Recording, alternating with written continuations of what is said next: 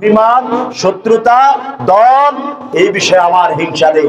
হিংসা হলো একটাই, দেশ আমার, সমাজ আমার, জাতি আমার, এলাকা আমার, এই দেশ স্বাধীন করেছি, এই স্বাধীন দেশটাকে নষ্ট করতে দেব আল্লাহ পাক কবুল করুন। জোরে বলি আমিন, আরো জোরে। শেষ কথা, এরপরে কয়েকটা বিষয় রয়েছে, অনেকগুলো বিষয় আজকে বন্ধুর ব্যাপারে। যিনি আপনার বন্ধু হবে, 2 মিনিটে কথাটা বল, মনোযোগ দিবেন, মনোযোগ আছে তো? যিনি আপনার বন্ধু হবে সেই বন্ধু আপনাকে দেখলে সালাম দেবে। কি দেবে? সালাম দেবে। আপনি যেই দলের হন, আওয়ামী লীগের দেশে নাই তাই বলে আপনি আওয়ামী লীগের লোকের সালাম দেবেন এমন না। বিএনপি ভাইয়েরা আওয়ামী লীগকে দেখে হিংসা করবেন তা না। জামাতের ভাইয়েরা বিএনপিকে দেখে হিংসা করবেন তা না। চরমনাই ভাইয়েরা হেফাজতকে দেখে হিংসা করবেন তা না। লম্বা টুপিওয়ালারা খাটো টুপিওয়ালারা দেখে হিংসা করবেন তা না। এই জন্য যদি ঐক্য যদি ধরে রাখতে চান, দেশকে যদি বহিঃশত্রুর আক্রমণ থেকে যদি রক্ষা করতে চান, মহব্বত বাড়াতে চান, তাহলে অবশ্যই একে অপরকে দেখলে সালাম বিনিময় করার লাগবে। ঠিক না? কি করতে হবে?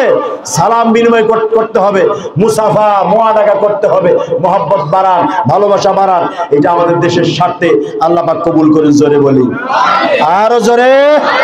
নাম্বার 2, ইসলামের একটা বড় অংশ এখানে দিয়েছে। অনেক ভাইরা আছেন, কারো ঘরে প্রবেশ করতে চান, আপনি অনুমতি নেন না। ইসলাম বলছে আপনি যদি কারো ঘরে যান অবশ্যই আপনাকে অনুমতি দিতে হবে।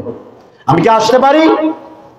সবচেয়ে উত্তম জবাব হলো আপনি সালাম দেবেন, আসসালামু আলাইকুম রাহমাতুল্লাহ।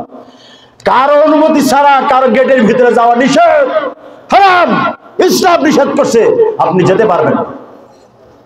আপনি দূর থেকে ডাকতে ডাকতে ভিতরে চলে গেলেন না, যতক্ষণ পর্যন্ত ভিতর থেকে আপনার অনুমতি না আসবে আপনি ভিতরে প্রবেশ করতে পারবেন না। যাই হোক, নিজের সন্তানদের ব্যাপারে 3টা সময় কোরআন কারো ঘরে অনুমতি না নিয়ে প্রবেশ করতে নিষেধ করেছেন। 1, ফজরের নামাজের সময়, 2, দ্বিপ্রহরের সময়, 3, এশার নামাজের পরে। 3টা সময় নিজের সন্তানকেও পিতামাতার ঘরে যেতে অনুমতি ছাড়া নিষেধ করেছেন। সুবহানাল্লাহ। এই জন্য ইসলামের বন্ধু নির্বাচনের সতর্কতায় এটা একটা বড় গুণ। সালাম দেবেন, এরপরে হইলো অনুমতি চাইবেন। কি চাইবেন? অনুমতি চাইবেন। সন্তানদের বলছি, বড় বড় বলদ হয়েছে, হাফ প্যান্ট পরে ঘুরে বেড়াও। অনেক বলদ দেখি মাঝে মাঝে হাফ প্যান্ট পরে ঘুরে বেড়ায়। এরা কি বলদ না মানুষ? আল্লাহ ভালো জানে। শীতের দিনে হাফ প্যান্ট পরে ঘুরে বেড়ায়, মানুষ শীতে থাকতে পারে না, হাফ প্যান্ট পরে ঘুরে বেড়ায়। আল্লাহ ভালো জানে।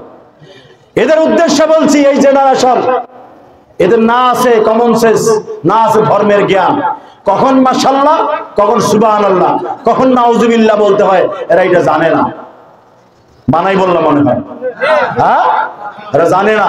এজন্য আপনাদের উদ্দেশ্য করে বলছি, রাগ এবং ক্ষোভ বিদ্বেষ নয়, এসব হাফ প্যান্ট পরা বাদ দিয়ে দেন।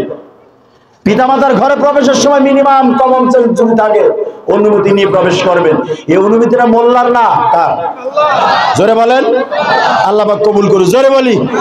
4 নাম্বার হলো আমানতের হেফাজত করবেন। আপনার ভিতরে কোনো ভাই অন্য দলের ভাই আপনাকে একটা কথা বলেছে, ভাই এই দেশটা খুব কষ্টে ছিলাম, দল চলে গেছে, আমি খুব ঝামেলায় আছি। আপনি ভাই আপনারে বলছে, আপনি যখন আরেকজনকে বললেন ওই লোকটা ঝামেলায় আছে, দেখি ওর বিপদে ফেলো না যায় কিনা, খবর দাও। এটা আপনি আমানতের খেয়ানত করলেন, হেফাজত করলেন না। সাবধান, আমানতের খেয়ানত করবেন, হেফাজত করবেন। যেই হোক, এই দেশটা আপনার কাছে আমানত। এই দেশটা কি আমানত, হেফাজত করবেন আপনি। এই দেশের সম্পদ আপনার কাছে আমানত, হেফাজত করবেন আপনি। এই দেশের মানুষ আমানত, হেফাজত করবেন আপনি। এই জন্য খবরদার, বিন্দুমাত্র যেন এই দেশের সাথে বেঈমানি করা না হয়, চেষ্টা করবেন। 5 নাম্বার হলো পরস্পরের বিবাদ মীমাংসা করবেন।